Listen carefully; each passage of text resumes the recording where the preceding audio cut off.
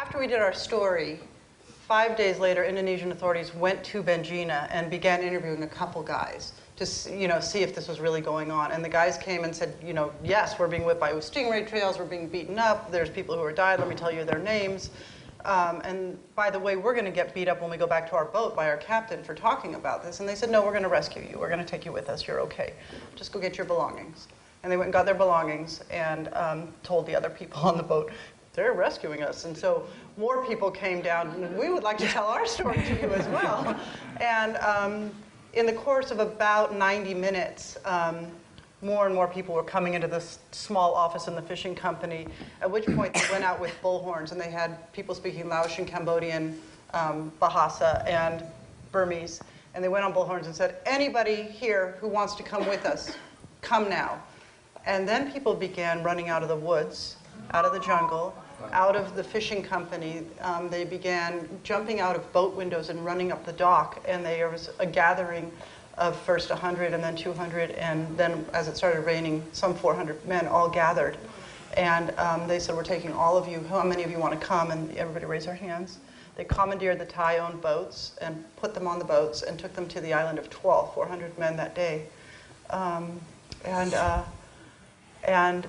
it's a hurricane rescue center.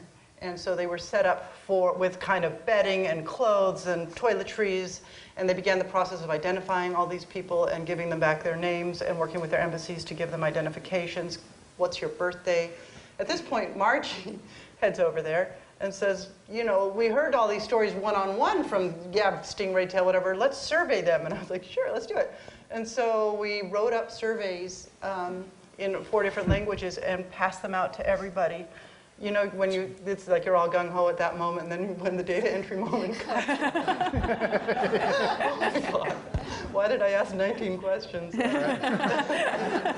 But their stories were terribly consistent with police involvement, with being beaten by stingray tails, with bodies being thrown overboard. We asked how many had been beaten, how many had seen someone killed.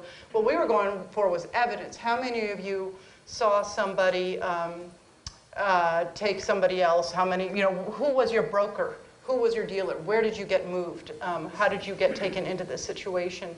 And so their stories were very consistent, and one story that emerged from that was very consistent was between the time when we reported and the rescuers arrived, boats had fled with men on board. And that's when Robin began telling me I had to find the boats as well. Meanwhile, on Tuwal, which is a nearby island, more and more slaves who had escaped when the boats had come in began coming down to this evacuation center, and the numbers by July, so we reported in March, the rescues began in April with 400. By July there was 800, and by November some 2,000 men had been rescued. Talk about having an impact. Wow. Seriously.